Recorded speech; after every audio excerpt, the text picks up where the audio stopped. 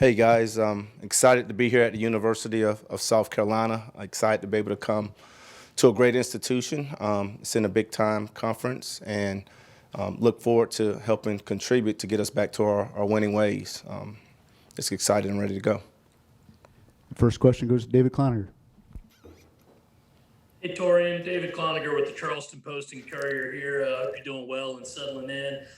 Just looking at your position group, they seem to be hit the hardest since the end of last season. You know, five guys went ahead and moved on. So, have you looked at your room and who you're starting to kind of pencil in where at those kind of spots?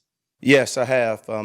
Tried to familiarize myself with the guys. Kind of looked at who's coming back and what plays that they have last year, and try to get an idea of where we're at from a talent assessment standpoint, so we can move on. Mike Yuba. Torrian, I mean, this is something that we've kind of talked about with some of these other coaches these last couple of weeks. You know, what was the first impression when you walked up into this ops building? And just from, a coaching standpoint, what do you think a building like that can do from a recruiting standpoint and just being able to get this program turned around in the way that Coach Beamer and I'm sure yourself and the rest of the coaches envision this program being able to do?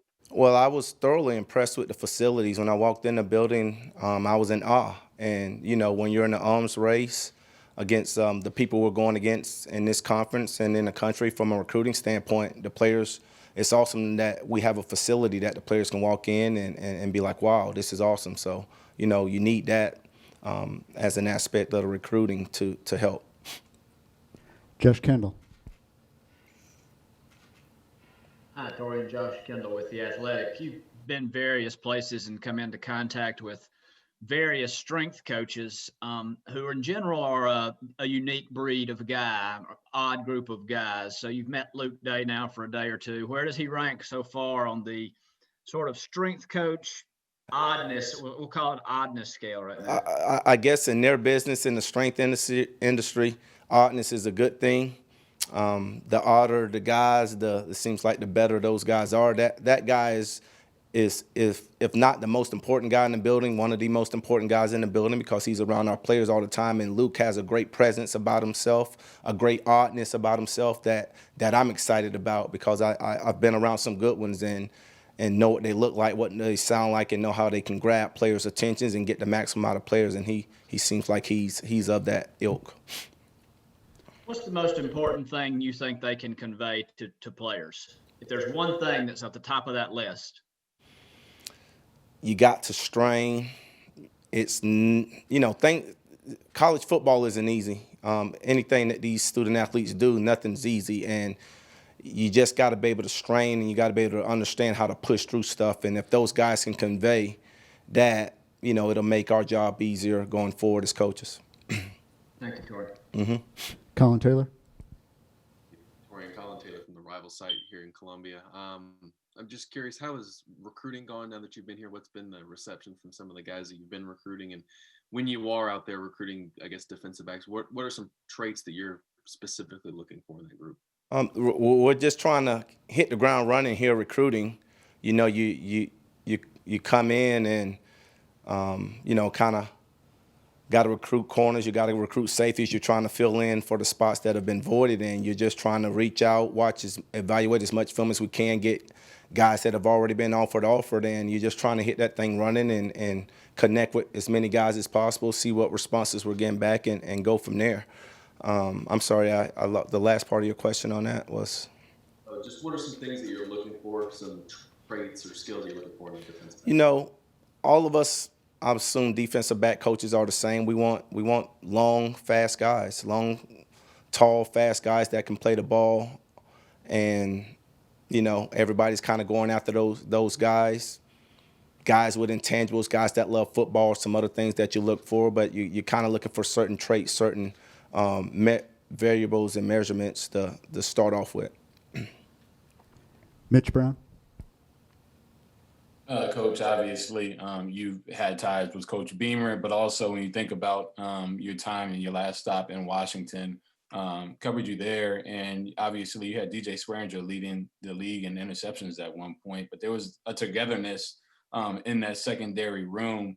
Obviously, there's been a lot of attrition here. at Columbia, but what do you plan to do to make sure that there's this togetherness there as a unit so it shows on the field? Well, the biggest thing you have to do, Mitch, is we have to make sure that we're all on the same page, that we're all working towards the same goal, and that's to be the best secondary in the country, be the best secondary in the SEC, set our goals high, but we need each other all on one accord, and that's the first line of business. You want to be that group back there, because you can win and lose games by the plays you make or you don't make on that back end. Got to be on the same page. You got to believe with what you're doing. You got to believe in each other. We got to be coached. Got to be coached well, and all those things. It's just so much that encompasses with that group, and that's what we're going to start doing here, or what we've started to do here. Dick Cox. Coach, I'm Dick Cox with Lindy Sports and Cox Sports Broadcasting. Kind of following up on that last question, you've inherited a position that there's no starters at this point really coming back. How do you go? What's the first thing you've got to do to go about rebuilding that position? First thing we're going to go about doing is, with the guys that we got, it's all you can work with. And with the guys that we got, we're going to build confidence in those guys. That's why I put on my Twitter handle the new DBU. You got to come in, you got to give those who we got and what we're working with a certain mindset that, we're going to be as good as anybody in the country. We just got to prepare and start with what we got. We got to work our tails off in the weight room. Once we start meeting, we got to meet with a purpose. And everything we do has got to be with a purpose. And it's just, kind of be tunnel vision on what we got to do and the work we got ahead of us, because we're kind of coming from the bottom of the hole with the departures and those things like that, and a lack of experience. But I think that's going to be an exciting challenge for us. Matt Connolly. Torrian, you mentioned trying to be the new DBU. Just how much do you sell the success that South Carolina has had with DBs and you've had with DBs on recruiting, and how do you kind of use that moving forward? I think all the above is going to help us. I seen, as I was looking to get the job here, someone put out something on Twitter, and it had the tradition talking about South Carolina defensive backs. I'm like, wow, that's pretty cool. And we have a great tradition here with defensive backs, and there's no reason why we shouldn't be proud of that. So that's why I put up the new DBU, and the guys have got to, believe, and the guys we're recruiting, the guys that are already here, we got to believe that, hey, we're of that ilk and we can beat those guys. And, so that's kind of the mindsets that we got to approach. We're going to approach it with. And along those same lines, Coach Beamer was talking about you had other opportunities that you could have considered, but wanted to come to South Carolina. Can you kind of share what that process was like and ended up at South Carolina? Well, obviously you got to weigh your options when you're in the position I was in.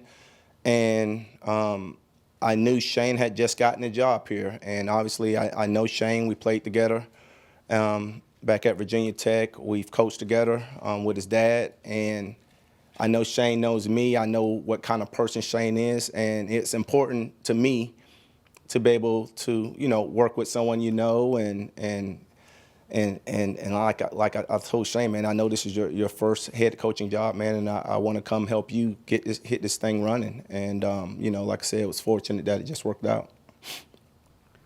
John Del Bianco. Hey, Torrian, I'm John with the Big Spur and the 24/7 sports site. We had already talked a little bit about you coaching DJ Swearinger there in Washington. I'm just curious, what was it like coaching him up there, and how often did he talk about his upbringing in South Carolina and kind of the culture and his era of football here in Columbia? DJ was, honestly, and I've told DJ this, the smartest guy that I've coached. Just a very high football IQ, and that's what's allowed DJ to still be in the league after the amount of years he's been doing this.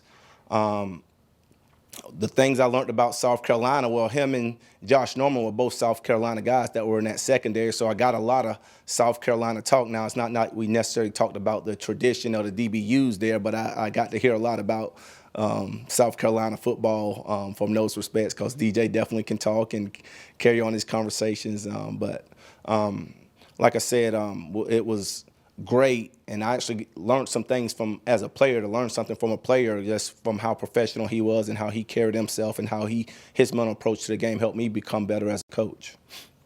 Thank you. Phil Kornbluth. Hey, Coach, it's Phil Kornbluth, Sports Talk Media Network here in South Carolina. So your days at Virginia Tech facing off against Shane in practice, how did you feel when he lined up across from you? How often did he beat you deep? What were those battles like? Well, we had certain guys that oh man, that's Coach Beamer's son that wanted to go against Shane, and I'm going to make a point on Coach Beamer's son. I was never that guy. I was like, man, I don't want Coach Beamer to be mad at me or something if I did something wrong to Shane or whatnot. So I honestly never went against Shane, but we had some other guys who wanted, I guess, to go against the coach's son. That was a big deal to them. And Dennis Brunson. Hey, Coach, how you doing? Dennis Brunson. I'm with the Sumter Item newspaper. I'm about 40 miles down the road from you. And I know you really haven't had a chance to get to know guys yet and all that, but O'Donnell Fortune, he's from Sumter. What impresses you with what you've seen of him on film and in any kind of meetings you've had with him? Well, we're not allowed to meet with the guys at this point, and like I said, I tried to get as much research on the players that played some plays. O'Donnell didn't have a lot of plays that I've seen, but I see his length, I see his frame, and he did have a couple plays. He had some plays that stood out, so I'm looking forward to see how he's going to progress this offseason in the weight room and what he's like mentally and those things as we approach spring ball. Thanks a lot, Coach. Thank you.